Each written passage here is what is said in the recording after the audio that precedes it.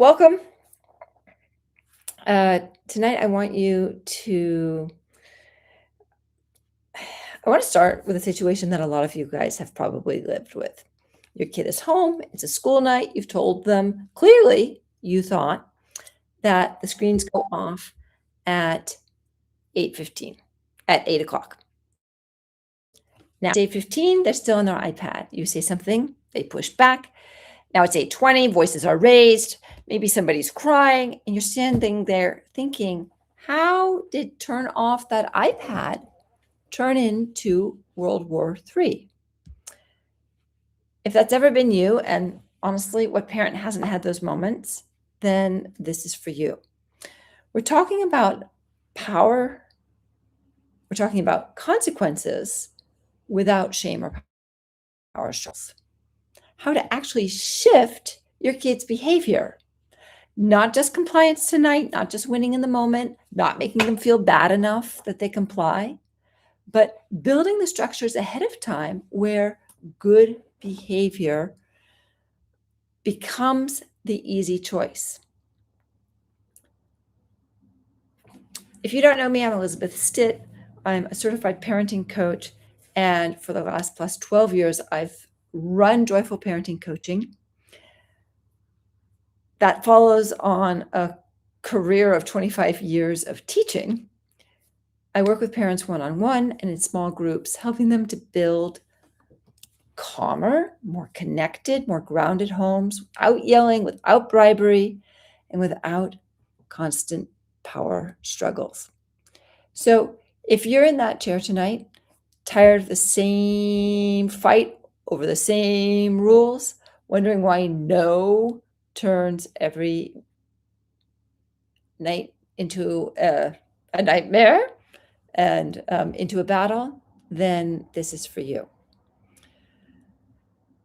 Okay, here's the thing I want you to walk away with tonight, more than any single tactic. The goal of a consequence is to shift behavior. In other words, in the subsequent days, weeks, and months, are you seeing the behavior less often, and less duration, less intensity? That tells us that the child is coming to accept a new way of behaving. Our goal and a consequence is not to make your child feel bad about who they are. Those are two completely different things, and most of us were raised in a world that blurred them together. Think about the language a lot of us grew up hearing. What's wrong with you? You should be ashamed. I am so disappointed in you. That's not discipline, that's shame. And shame does not teach skills. Shame teaches kids to hide, to lie, to avoid you, or to fight you. None of those help with growing and maturing. Now, I want to be really clear because some of you are just sitting there thinking like, so what? No consequences, Elizabeth? None at all? Just let it slide? No, not even close. Kids absolutely need consequences. They need structure. They need to know that actions lead to results. That if mom and dad have said, if you do A, then we'll do B, then they need to absolutely know what B is and that mom and dad will follow through. That allows them to have a little bit of window where they can make a choice. Now, the younger your kid, the more dysregulated your kid, the more their body's just taken them over. And they may not be able to make the pro-social choice in that moment. But a child who's not fully dysregulated yet, maybe that child who is deciding whether or not to shut down their machine, if they know what's going to happen if they don't, and they can trust you 100% to follow through on that consequence, they can now make a conscious choice. Is it worth it to me to keep playing? No, I'm going to shut it down. So the enemy is not the consequence. The enemy is the power struggle. The enemy is discipline. That's really about you needing to win your kid needing to lose. It's not actually even discipline, right? Remember, discipline means to teach. So a good consequence isn't a punishment that you hand down. It's a structure that you build ahead of time so that when the moment comes, nobody has to fight about it. And that's what we're building tonight. So the first place that power struggles start isn't actually the misbehavior. It's from your unclear expectation. We want to set our kids up for success. Think back to my iPad example. Screen's off at 8. Sounds clear, but is it off at 8 or starting to wind down at 8? Does off mean the screen is dark, or does it mean that they finish at the level of the video game they're playing first? Is it 8 by the kitchen clock, which runs, let's be honest, probably 5 minutes slow? Or is it the one on the iPad that is synced to Cupertino, California? And I'm not being silly here. Kids, younger or older, are going to look for every loophole available to them. Every time it seems vague, and not necessarily because they're trying to manipulate you, but because the rule is genuinely not as clear as you thought. So expectation setting sounds like not clean your room, but I need your bed made. I need your clothes in the hamper or hanging in the closet or in their drawers. And I need a floor that's clean enough to vacuum. It's being concrete about time, like not, soon, not in a bit, not by the end of the afternoon, an actual time. Ideally, one that they can check and see on the clocks themselves, even if they're younger. State it before you need it, not in the heat of it. Okay, that can be a little mantra for you. State it before you need it, not in the heat of it. Because if you're laying down, especially something like screen time rules, while you're already annoyed that they're still on the screens, you're not setting an expectation. You're issuing a threat, which is a big difference in how your kid is going to receive it.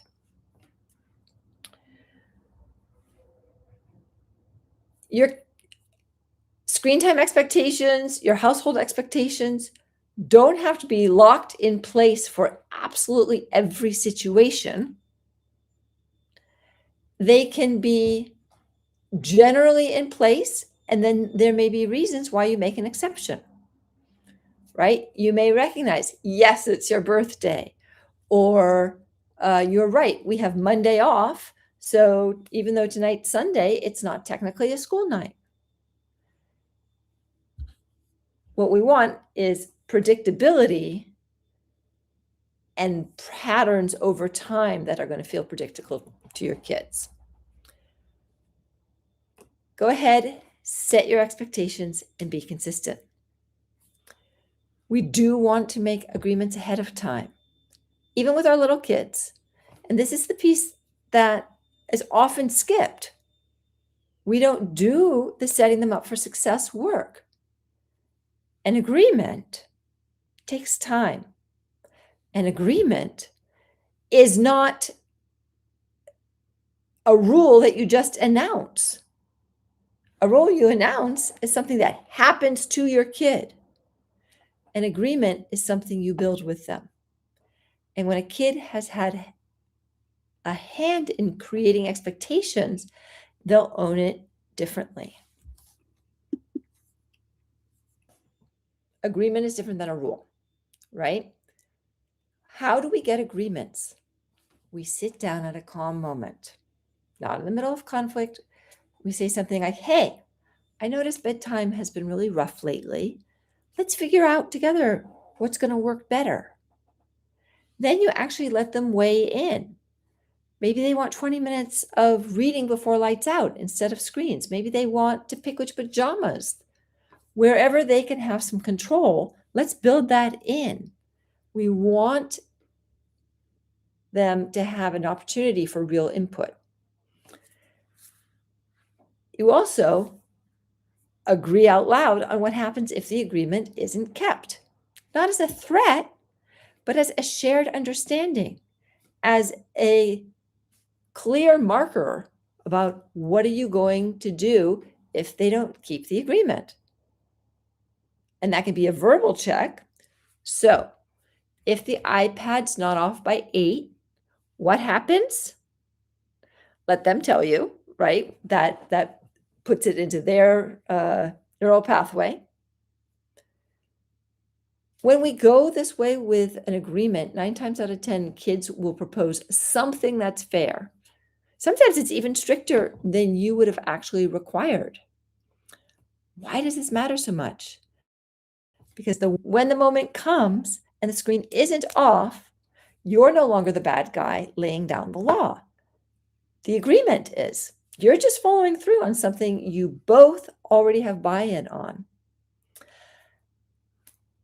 The older the kid, the more I like to see it written down so that you're not just saying verbally, hey, remember what we agreed on? iPad shut down at 8 o'clock. But you can point to it on the wall. What's our agreement? And if you need to read it out loud, you do. But you remind them, and I have them sign it as well.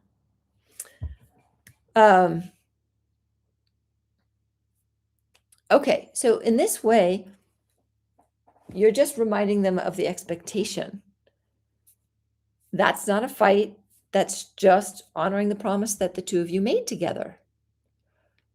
With those of you who've got kids who are old enough, 7, 8, 9 and up, this works really, really well.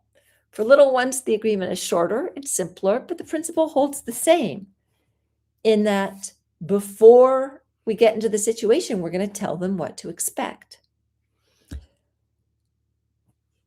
Coming to agreements also can cut down a lot on two parents disagreeing on how it's going to be. And if you know that you and your spouse have a lot of disagreement about what's the letter of the law when it comes to following through, build in some of that wiggle room, right? Build in the room that says, screens are going to be shut down at 7:50. We're going to wind down, and by 8 p.m., the power is going to be off. So what time is the shutdown time? The shutdown time is 7:50, with the acknowledgement that it may take until 8 p.m. before a parent actually takes a screen out of a child's hand. Okay. I know you're asking yourself, yeah, but what if the agreed upon consequence that we came up during CALM doesn't work in the actual moment? The kid doesn't actually shut the iPad down. Okay, not necessarily a failure because it takes time to accept things and time to learn things. That's just parenting real kids in a real world. Let's say the agreement was iPad goes in the basket at 8 p.m. But tonight, your kid grabs the iPad and runs to their room and locks the door. Now what? If you don't have a backup plan, that's exactly where the power struggles are born, because you're improvising in the heat of the moment.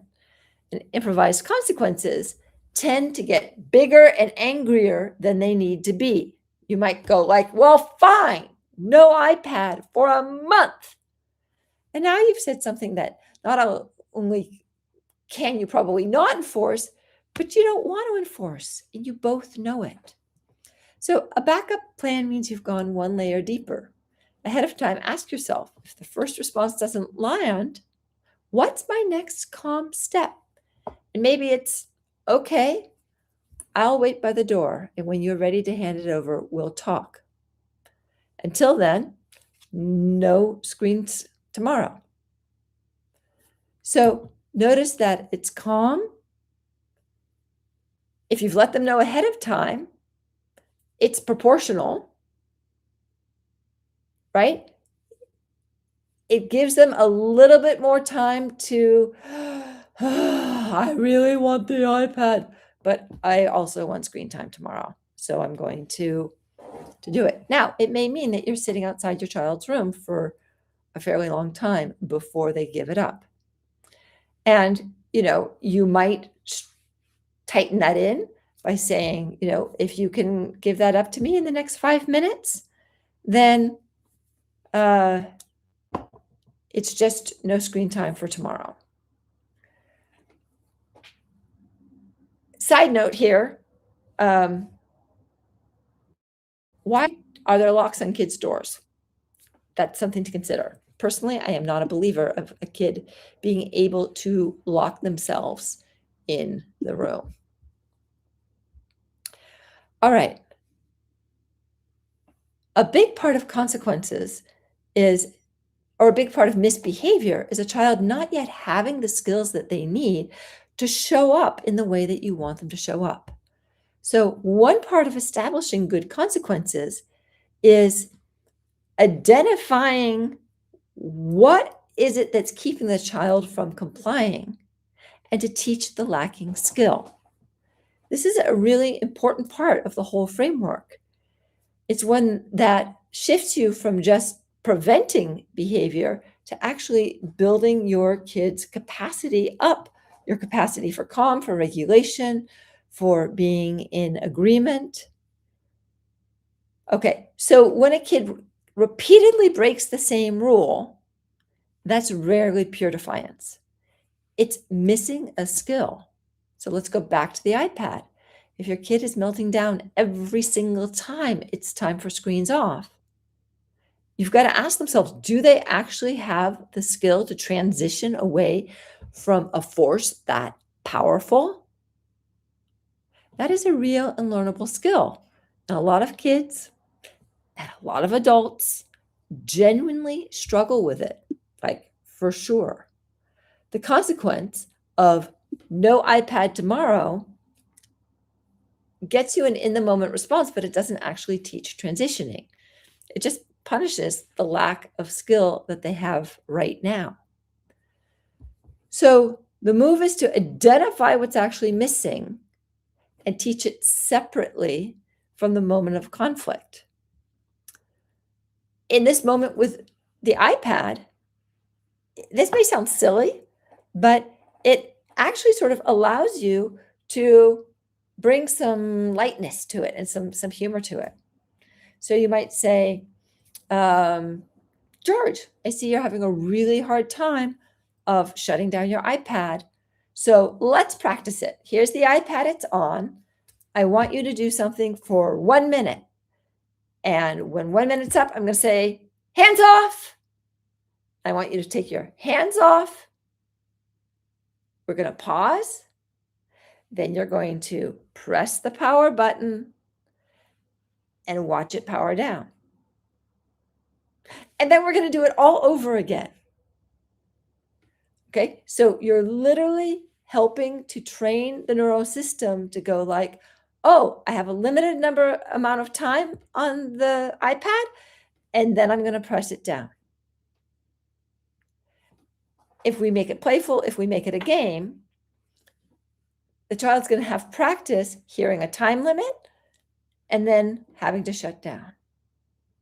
Now, it's not going to be as hard for them because there's not going to have been as much time for the apps on the screen to suck your child in and to lock your child in. Let's think of some more examples. What if siblings are fighting over turns, right? Often, again, this is not defiance, but it's the missing skill of waiting or negotiating.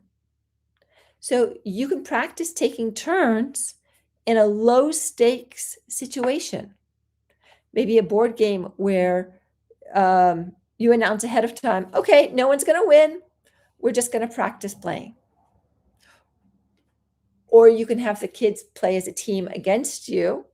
And of course, they have to wait a turn while you play, and you can draw it out by going like, I don't know what to do. This is so hard to decide. I can't believe that's my turn. What should I do? Okay, so again, we can make it more playful and a little bit fun. Getting to bed, winding down for bedtime is often missing the skill of like how to calm our bodies, how to make a deliberate choice, like turning lights a little bit lower. We can build that up separately, right? So yes, we can keep the consequence of, if the iPad isn't off by 8, then you don't get your screen time tomorrow. But meanwhile, we can be building skills. We can be saying, what does it mean to calm down? How much calm down time do you need for your body to feel calm?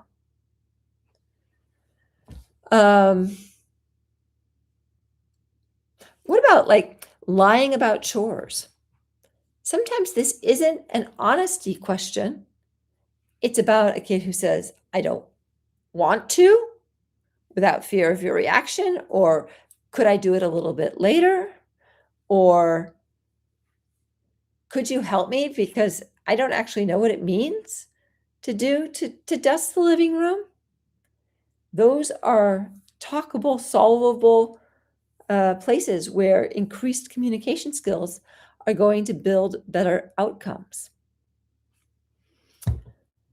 All right, so I want you to think of one behavior that shows up over and over at your house. And instead of asking, what consequence do I use?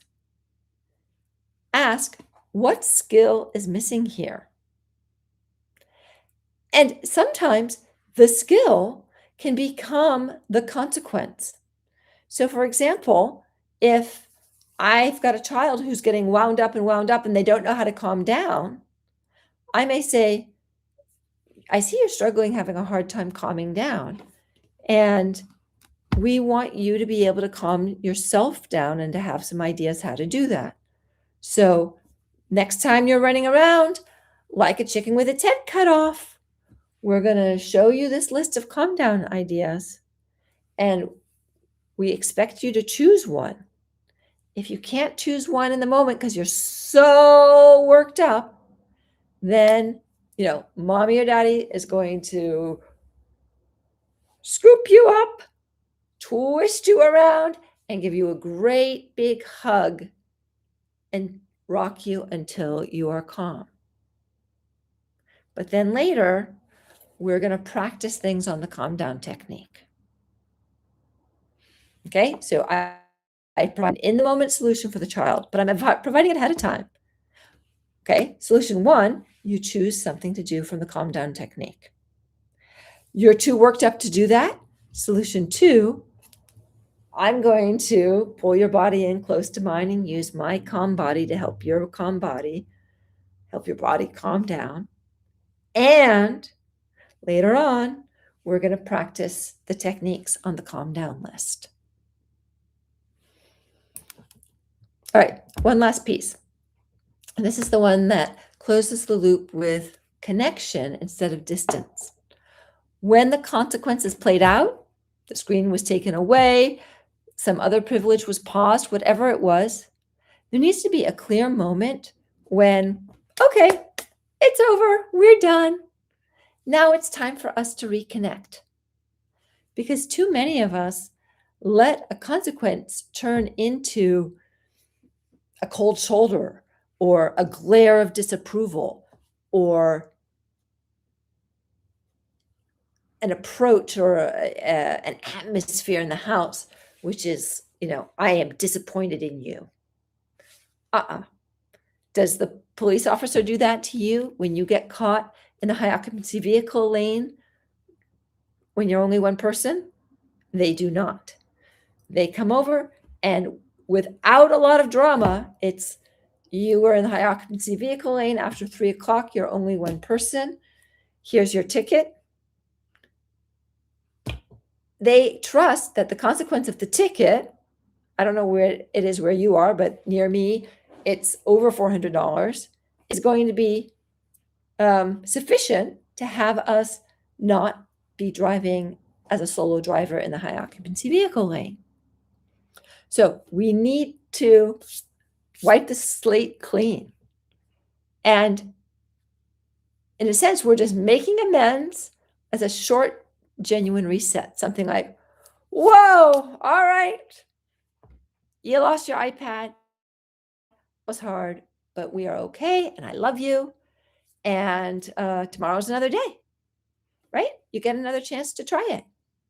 So no more conversation about who was right, who was wrong. We're just coming back around to say, like, we're done. You accepted your punishment. You had your punishment. You had your consequence. Now we're moving forward. And it is worth, from time to time, it's worth saying, no matter what you do, no matter how you behave, no matter what happens, I love you.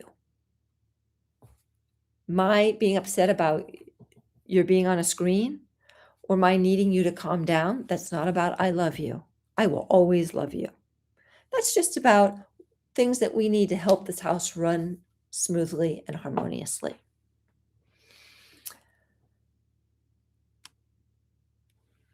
Your child can make amends with you, but don't force an apology because we don't want them to be apologizing like, I'm sorry. So let them take the consequence. And then let the apology come naturally. Let them circle around you naturally to say, I'm sorry, Mom, I didn't mean to fight you on that. I'm sorry, Dad.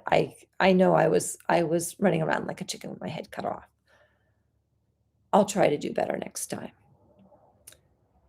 And by the way, if you lose your cool, you raised your voice, you said something sharper, great, make amends for that. You know what? We already had an agreement about screen time, and I really came down kind of strong, and that wasn't fair to you. I'm sorry. Tomorrow, I will just let you know what our agreement is. I'll just remind you in a calm voice. Modeling that repair is one of the most powerful things that a parent can do. It teaches your kid that mistakes don't end relationships. We can always come back and repair. Every time you choose to close a conflict with connection instead of just leaving it hanging, you're building bigger, better relationships. You're building more than a single rule. You're building a home culture where we can have ups and downs, but we're still each other's anchors. We're still there for each other. Yes, consequences will happen. Forgiveness happens too. Both can be true at the same time. Okay, so start with your clear expectations. Really, truly, this is where there's the most work to be done. With older kids, sign them. Have your plan B. Know what your backup plan is, because the first plan doesn't always work because sometimes the child simply cannot regulate themselves. They simply cannot make the pro-social choice in the moment. Be alert to what skill does my child not have? Do they need more communication skills? Do they need more language? Do they need more language support? Do they need to more work with identifying their own feelings so that they're recognizing what's going on in their body and when their body is getting ratcheted up? And then finally, make amends. None of this is about you being a pushover. It's actually the opposite. It's about being the kind of steady, structured parent with a clear presence your kid can count on, even when they're testing a limit. That's not permissive parenting. You're still going to hold limits. You're just doing it in this very structured, calm way. That's confident parenting. Okay, if you are needing more specific examples, feel free to write your questions in the chat. I'm always available for what I call a getting to know you call. It's free. It's no pressure, no pitch. It's just you saying what's showing up at home. And then if I feel like I can be of service, I'll describe to you what are the different pathways that I use in my coaching practice, in my teaching practice, that might be a pathway for you. All right, please put comments in below. Let me know of those 5 pieces that I outlined, which one is the hardest for you? Which one are you most eager to try?